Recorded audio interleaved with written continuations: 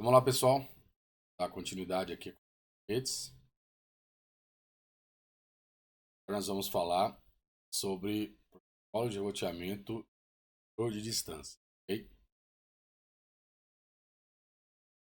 O algoritmo de vetor de distância é baseado na equação de Bellman. A equação trabalha com o conceito de ação dinâmica, ou seja, a ideia de você armazenar, né, ações já realizadas para serem reaproveitadas em fases subsequentes. A equação de Bellman-Ford tem essa estrutura. Nós vamos definir aqui um dxy. Esse dxy define o custo do caminho de menor custo para y. E qual que é a ideia? A ideia é que dxy é calculado a partir do valor mínimo para todos os vizinhos do nó, tá? Para o qual você está falando, né? Tá? Entre as seguintes opções, que é custo do enlace de x para v, observe que v realmente é um vizinho, tá? Mais o custo de v para y, onde y é o destino de interesse. Observe como é que ele faz esse cálculo, né? Quer dizer, ele recebe informações dos vizinhos, os vizinhos informam quais são os custos estimados que eles têm para alcançar y, né?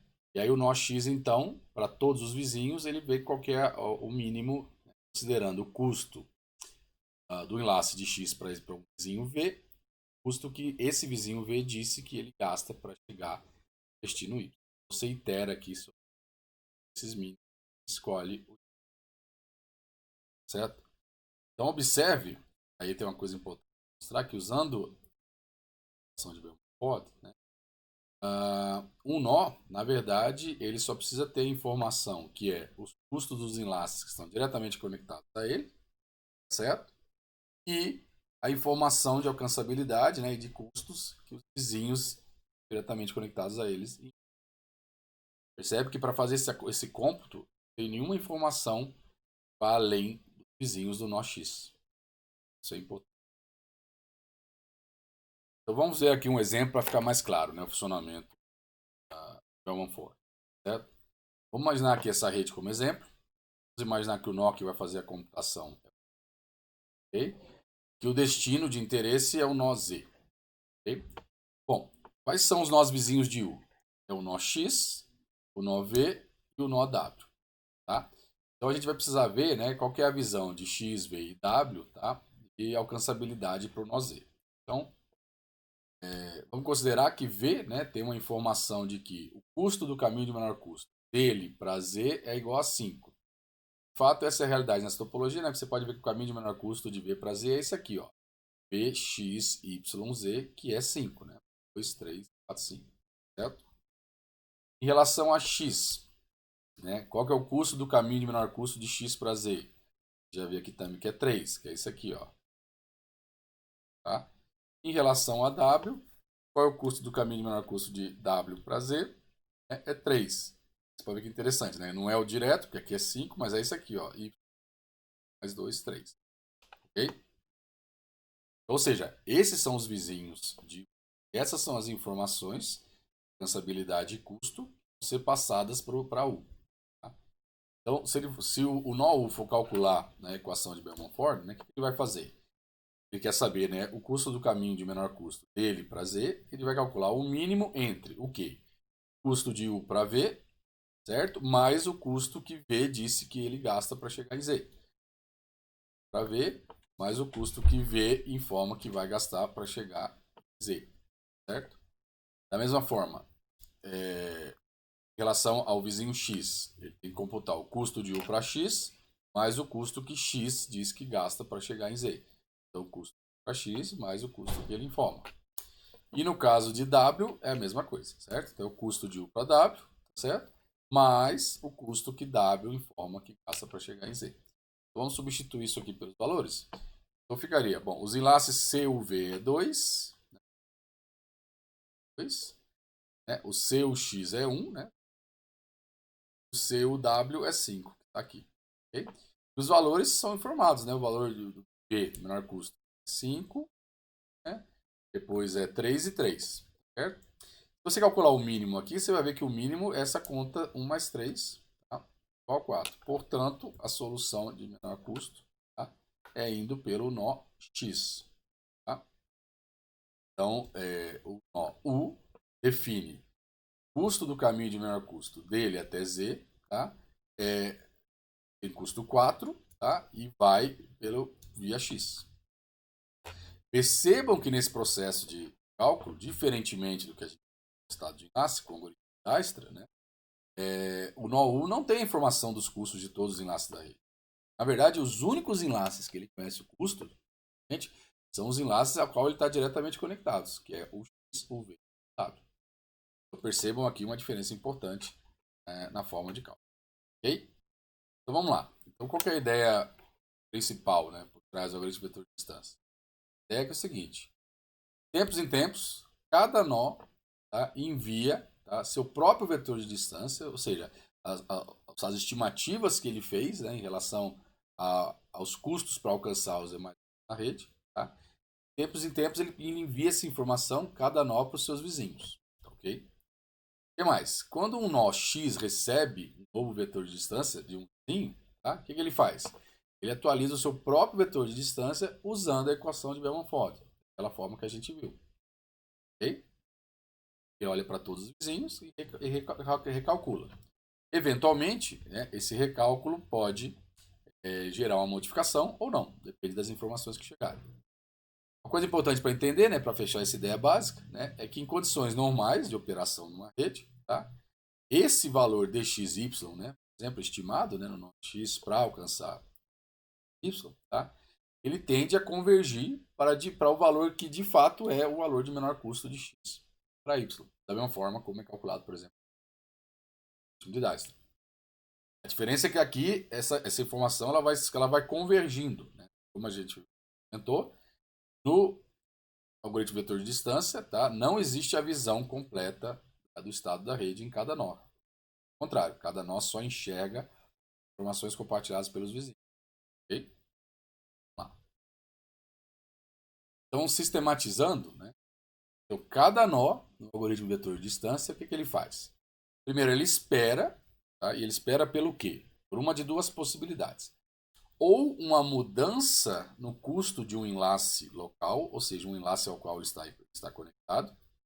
Observe que essa mudança pode ocorrer porque, por exemplo, porque você está usando uma métrica para definir o custo do enlace, que é uma métrica de... Essa informação pode mudar por ser dinâmica. Ou, mesmo que seja uma métrica estática, o custo pode mudar simplesmente pela falha do enlace. Né? Seria um caso em que o custo daria para infinito. Então esse é um dos eventos que pode acontecer, uma mudança no custo de um enlace local. Qual é a outra coisa que pode acontecer? Se eu receber uma mensagem, né, com o vetor de distância de um vizinho. Okay? Então, qualquer uma dessas condições, o que eu preciso fazer?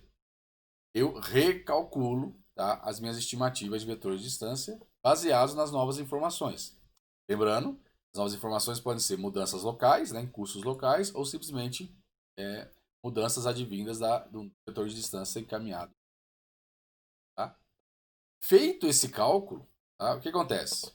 Se o meu novo vetor de distância tiver alguma modificação, tá, aí nesse caso eu notifico os meus vizinhos, certo? E aí esse processo continua de forma iterativa. Ok? Então vamos dar um destaque aqui. Então, esse processo de cálculo é um processo iterativo, tá? Ele é assíncrono.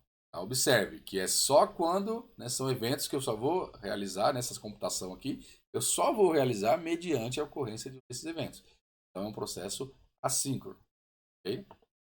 E quais são essas mudanças de novo? Reforçando, né? Quer dizer, ou é uma mudança no custo de um enlace local, né, que está ao nó, ou mediante o recebimento de um vetor de distância vizinho. Okay? Perceba então que esse algoritmo ele é inerentemente distribuído, tá? Realmente ele é computado, né? Cada nó, e cada nó não tem a visão completa da rede, pelo contrário, ele só tem essa visão dos enlaces locais e das informações que recebe. Tá? E ele também ele é autocontrolado, ele para automaticamente. Por quê? Porque se ele não receber nada, tá? ele não vai fazer recomputação. E se ao fazer uma recomputação não houver mudanças, né, porque imagina que eu recebo informações que não mudaram a minha escolha, né, do caminho de menor custo. Aí eu também não gero notificação para os meus vizinhos. Então, ou seja, enfim, eu só vou fazer computação se eu receber informações novas. E, além disso, eu só vou notificar os meus vizinhos se houver uma modificação no vetor de distância. Ou seja, se alguma estimativa de algum caminho de menor custo para algum destino for modificado. É claro, gente? Bom, pessoal, então vamos ver um exemplo aqui para ficar mais claro o funcionamento do algoritmo vetor de distância. Tá? Vamos pegar essa rede aqui como exemplo. Okay? Vamos imaginar que a gente está no momento T0, início, ação. E esse aqui é o vetor de distância do nó A. Percebam que nesse momento, né, o nó A ele simplesmente consegue estimar, né, os custos, tá, para si mesmo, né, que é óbvio, que é o custo zero, ou para os nós que são vizinhos deles, que são que são B e D. Né? Custo 8 para B, custo 1 para D. Os demais nós todinhos da rede, ele nesse momento não tem nenhuma estimativa, então ele coloca infinito. Então, realmente não sabe se são alcançáveis. Tá? Vamos lá. Aqui alguns detalhes, né, para tornar esse exemplo mais interessante. Né, você perceba que essa rede ela tem algumas assimetrias. Né, então, por exemplo, tem laço aqui que tem custos mais altos, justamente para vocês verem a evolução desse processo de computação. Vamos lá. Então, no primeiro momento, o que acontece? Todos os nós vão enviar, tá, os seus vetores de distância para os seus vizinhos. Então, como é que isso acontece? Né? Todo nó vai pegar o vetor de distância que ele calculou e vai enviar ele para o vizinho. Okay. Aí evoluímos para um tempo T1. Tá? No tempo T1, o que acontece? Todos os nós, né, vão receber os vetores de distância dos seus vizinhos. A, por exemplo, vai receber o vetor de distância enviado por B, por D. E, por outro lado, vai receber o vetor de distância enviado por D, B, F e H, e assim por diante. Certo? Para frente. Nesse momento, todos os nós fazem a computação, né, do seu vetor de distância. Por quê? Novamente, porque eles receberam informações dos vizinhos, então eles vão calcular, tá certo? E aí, eles vão pegar o resultado desse cálculo, né, e enviar as modificações para os seus vizinhos. E lembrando que ele só envia se houver uma modificação no cálculo.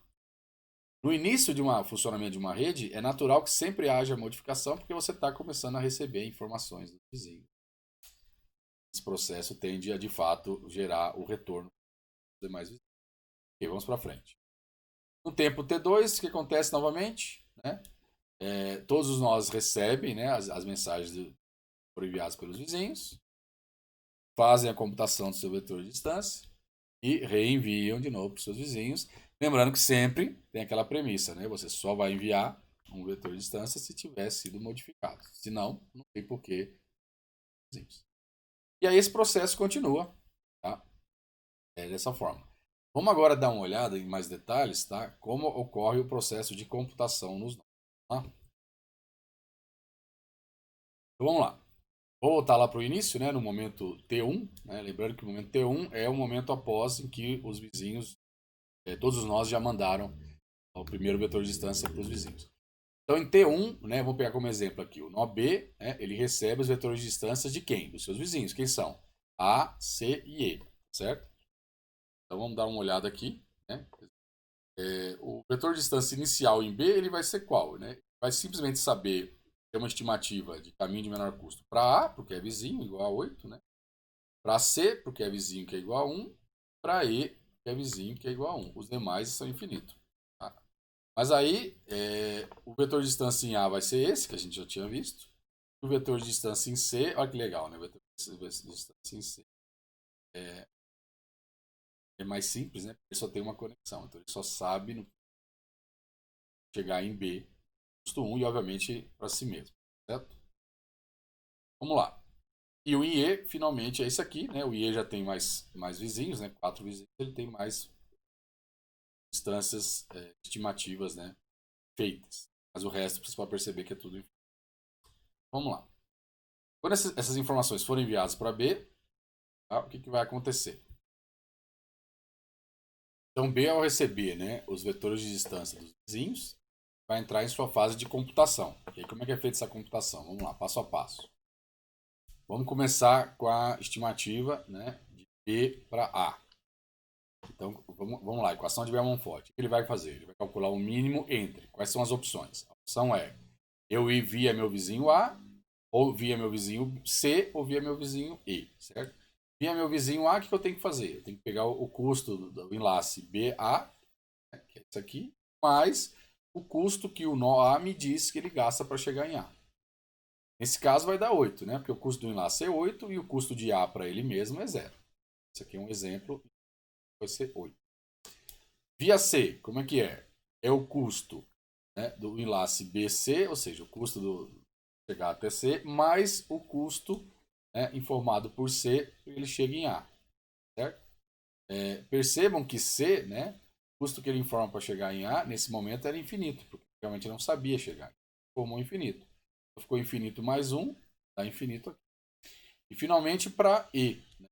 Então é o custo, né, do classe BE, certo? Mais a estimativa de E de custo para ele chegar em A. Observe que a estimativa de E para chegar em A nesse momento é infinita. Então ficou infinito aqui também. Então o mínimo é igual a 8. Certo? Então com essa rodada, né, troca de vetores de distância, né, o B continua, né, com a estimativa de que o caminho de menor custo para ele chegar em A tem 8 e vai diretamente para A. Certo? E assim seguem para os demais destinos, tá? Faz isso para todos os destinos da rede. Então, A, B, C, D e assim por diante. Vamos fazer só mais um exemplo aqui. Então, para C. Tá? Então, se ele quer ir para C. Então, a primeira opção é o nó BA. Né? Vai via A. Né? Ele pega o custo do nó BA, certo? Mais o custo estimado de que A informou para chegar em C. Tá? A, realmente, nessa interação, a visão de A para chegar em C, ela não sabia como chegar, era infinito. Então, esse custo vai dar 8 mais infinito, dá infinito. A segunda opção é via C, né? E aí ele pega o custo do nó classe BC, mais o custo que C diz que leva para chegar nele mesmo. Obviamente que o custo para ele chegar nele mesmo é 0, certo? E chegar nele é 0. Soma-se 0 com 1, dá 1, então foi o custo 1. E no caso de E, né, pelo mesmo problema, né, como a estimativa de E para chegar em C é infinito, né, aqui, então essa soma aqui vai dar infinito. E aí nesse momento, então, o nó B decide, né, o caminho de menor custo dele para C, tá, é exatamente o caminho mesmo. E assim por diante, tá, para todos os demais destinos da rede. Observe que para alguns destinos vai continuar a informação infinita, porque os vetores de distância que ele recebeu dos vizinhos não deram informações suficientes, né, para uma decisão. Tá? Por outro lado, em alguns casos se resolve. Vamos pegar um caso aqui embaixo, H. Né? O nó H estava aqui para baixo. Vocês vão ver que o nó E ele tem conexão com o nó H.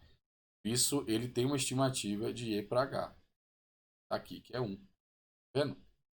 Então, quando o B tentou computar a nova estimativa de H, né, ele decidiu que ele tem que ir via E, né, e o custo é o custo do enlace BE mais a estimativa que E passou para alcançar H, que nesse caso aqui é 2.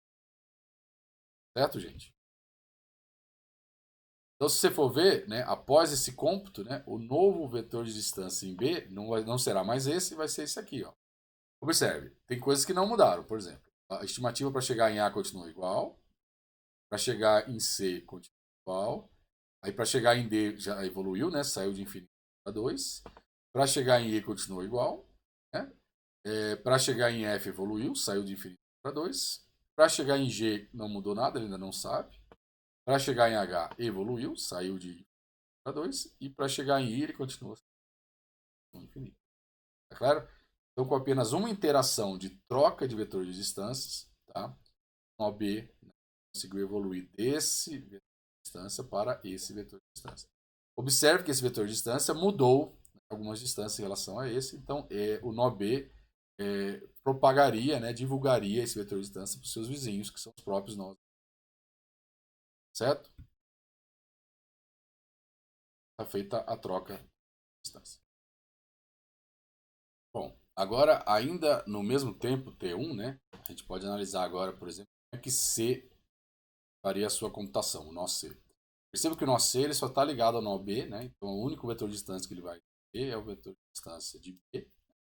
Lembrando que esse vetor de distância é o vetor de distância anterior, né? Que o P tinha divulgado, né? Não é aquele novo que está lá. E aí, da mesma forma, né? Só para dar o exemplo, né? C faria a recomputação do seu vetor de distância a partir das informações.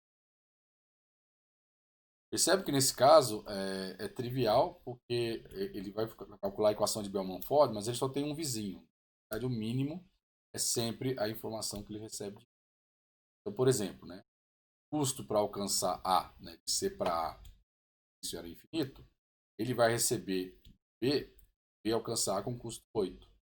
Como o enlace de C para B é 1, então o novo custo vai passar a ser 8 mais 9. Certo? E assim por diante, para todas as informações que ele receber. Percebam que nesse caso, né, toda a informação que ele receber ativa existir, isso vai permitir para ele que compute o valor. Por outro lado, se ele receber a informação que B não alcança um determinado nó, né, vai continuar inalcançável para ele, né, porque afinal essa é a única opção que ele tem. Certo? E aí, então, feito esse cálculo, o novo vetor de distância em C vai ficar esse, ó. Para A9, custo para B1, que já estava, né? Próprio. Custo para si mesmo no 0. Custo para D2. O restante. Percebam que as novidades, quais foram as novidades aqui? O custo para A e o custo para D, né? Em relação ao vetor de distância anterior. Né? Justamente porque A e C, tá? São nós alcançáveis aqui pelo nó B. Na verdade tem até um erro aqui, né? Porque o nó B também alcançava E. Então E aqui também tinha que ser 2, tá errado. Certo? Está feita a substituição no nó C. E da mesma forma, no mesmo tempo, a gente pode calcular em relação ao nó E. Certo? Nó E e no tempo anterior, então nós ainda estamos no mesmo tempo T1, tá, gente? Ou seja, em paralelo observem que em paralelo são feitos cômputos no E, no nó A, no nó C, enfim, na verdade em todos os nós da rede, tá? Então, no caso nó E, ele vai receber, na verdade, os vetores de distâncias de B, D, H e F, que são os seus vizinhos. Também executar o seu cálculo da mesma forma que quiser. Tá? E aí vem a pergunta, né? Então, qual que seria o novo vetor de distância em E, né? Calculado a partir dessas informações? Então, usar a equação de Bellman-Ford. No caso de E, como ele tem 4 vizinhos, ele vai sempre calcular o mínimo entre as 4 informações. Lembrando, né? Como é que é o cálculo? Pega o custo classe até o nó vizinho. Então, por exemplo, vamos pegar aqui custo para uma estimativa para A. De menor custo para A. Observe que a estimativa inicial de E para A foi infinito porque E não alcança A, certo? Mas ele vai receber uma visão de B, D, F e H. Observe que para F e H, A também era inacessível. Porém, para D e para B, né, A são acessíveis. Então, ele vai receber de B, que ele alcança A com custo 8, e ele vai receber de D, que alcança A com custo 1. Tá? Ele vai somar isso ao custo dos enlaces para alcançar esses nós. Nesse caso é óbvio, né? Ele vai optar pela saída por D, porque o custo vai ficar 1 mais 1, 2, versus 1 mais 8, que seria 9. Exemplo de evolução, cálculo do vetor de distância do nó. Certo, gente? Então, agora que vocês viram essa dinâmica, né, de como são feitos os cálculos de distância, na verdade eles vão evoluindo a cada rodada de fusão, né? Mas, vamos dar uma olhada agora nesse exemplo para ficar mais claro. Então, vamos voltar à rede, né? Vamos imaginar e tentar para a gente conseguir visualizar, né, como é que é feita justamente a difusão, tá, das informações de estado. Então observe que no tempo t0, tá, o estado de C, tá, ele só está em C. Certo? Aí vamos avançar o relógio. Tá? Se a gente avançar 1, né, onde o tempo t1 é o momento que tempo necessário para que haja então, né, vetor de distância para os vizinhos, né? Ou seja, já no tempo t1, tá, o estado de C já foi propagado para B. Na verdade, de uma forma genérica, né, no tempo t1, né, o estado de qualquer nó ele foi propagado para os nós vizinhos. Logo, o estado desse nó alcança um salto de distância. Como C só está ligado a B, né, então, depois de passado o tempo, uma rodada, o t igual a 1, tá, o número de distâncias de C alcançou apenas B. Ok, se a gente avançar o relógio, aí T2, aí acontece. Tá?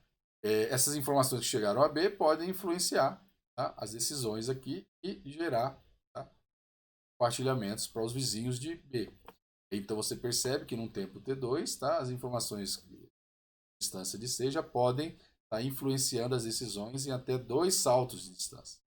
Certo? Então não é só o vizinho imediato de B, mas também os vizinhos de B.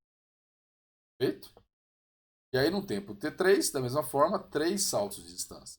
Por exemplo, 3, tu já pode chegar em H, 2, 3 pode chegar em F, pode chegar em A, pode chegar em D. Certo? E assim por diante. Então, no tempo T4, o que vai acontecer? No caso dessa rede, no tempo T4, já será possível alcançar todos os nós da rede, porque é distâncias mais longas em termos de salto. Então, 2, 3, 4. I. Ou no G também. 1, 2, 3, 4. Então, observe que nessa topologia, tá, são necessários 4 iterações de divulgação de distância para que a informação de um nó se propague por toda a rede. Essa noção é importante para você ver que leva-se um tempo para que a visão de todos os nós da rede de fato seja completa. De fato possa acontecer aquela convergência para que cada nó tenha estimativas que de fato sejam iguais aos caminhos de menor custo de fato. Okay? Vamos analisar agora, tá, qual é o efeito, tá, da troca do custo de um enlace para o algoritmo de vetor de distância. Então, vamos imaginar aqui que a gente tem essa rede aqui, tá? Simples, né? Os custos originais eram 1, né?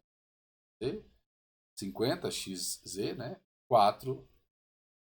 Tá? Agora, vamos imaginar que o custo desse enlace aqui muda de 4 para 1, ou seja, ele reduz.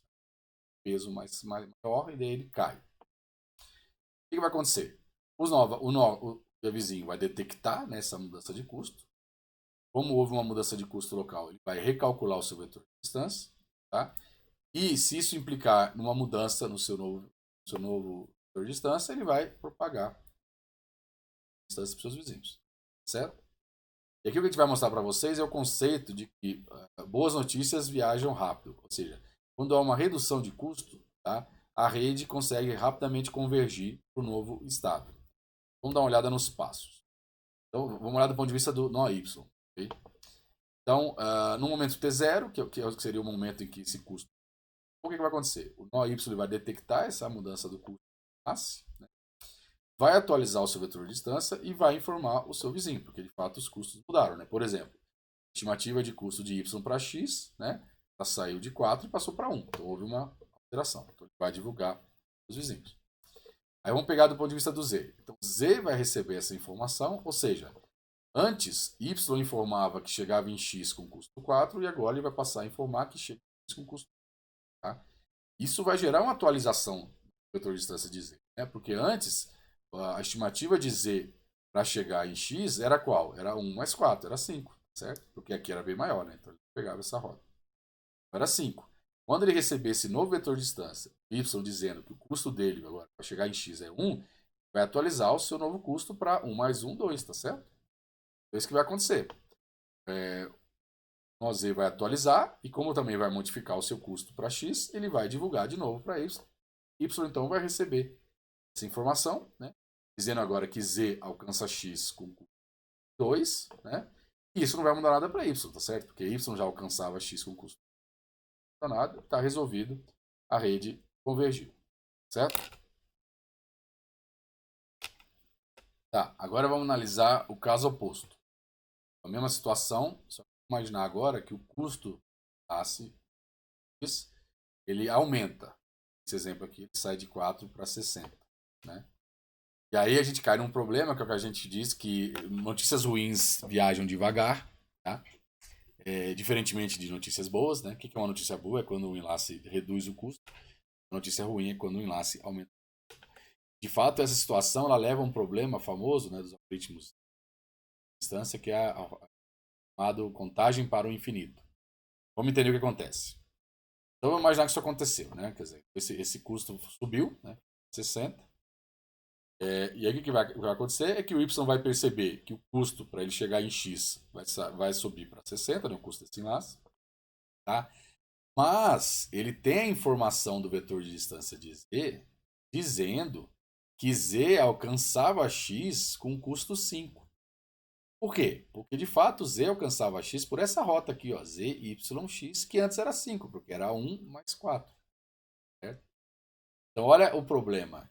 No momento em que esse enlace sobe de custo, tá, para Y, vai parecer que é muito mais barato ele ir para X, não mais diretamente, mas agora via Z. Tá? Então ele vai chegar e dizer o seguinte: ah, não, então meu novo custo. Então vamos lá. Capitulando, vai ter essa mudança de custo local. Como houve uma mudança de custo, vai recalcular o seu vetor de distância. Ao recalcular o vetor de distância, ele vai ver que é mais barato ele ir para X via Z, porque Z tinha informado para ele que chegava em X. Sim. Ele vai simplesmente recalcular e vai, como modificou, ele vai propagar. Então, ou seja, ele vai notificar, né, Z, né, dizendo que ele alcança X com que custo? Com o custo que Z disse que alcançava X, mais o custo de Y para Z. Como Z alcançava X com custo 5, e o custo do enlace YZ é 1, então ele vai divulgar para Z que Y agora alcança X com custo 6. Certo? Então o que vai acontecer? Tá? Z não alcançava X via Y, né? E para ele o custo que Y gastava para chegar em X não era 4, então o custo de Z para chegar em X qual que era? Era o custo do enlace Z e Y mais o custo que Y informava que era 4, então era 5. Só que agora Y acabou de dizer que alcança X com custo 6. Então o que Z vai fazer? Vai atualizar o vetor de distância dele dizendo, ah não, agora o meu custo para alcançar X é mais 5. O meu custo é o 6 que o Y informou, mais o custo 1 do enlace Z para Y. E aí então o novo custo vai ser 7. E aí ele vai e divulga, né, o vetor de distância para Y.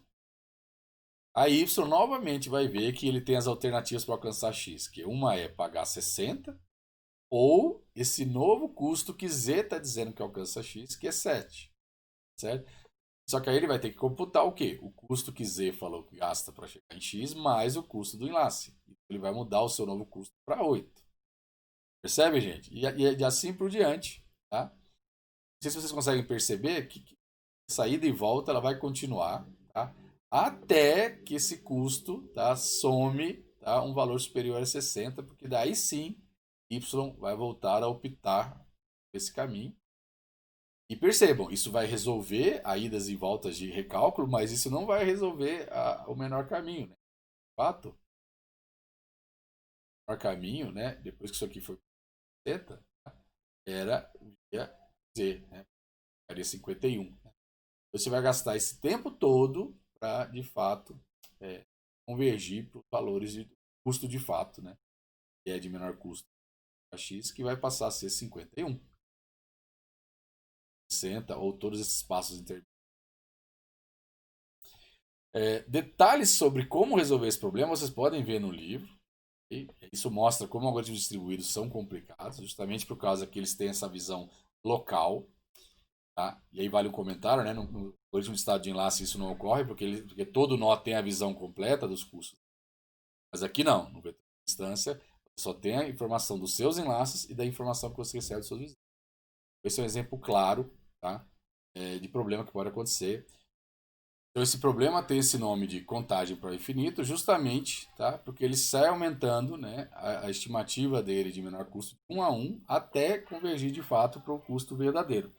Tá? Isso só vai acontecer, né, quando o custo realmente ficar superior a 60, que aí vai perceber que barata, porque Z vai passar a ir diretamente a X por esse enlace.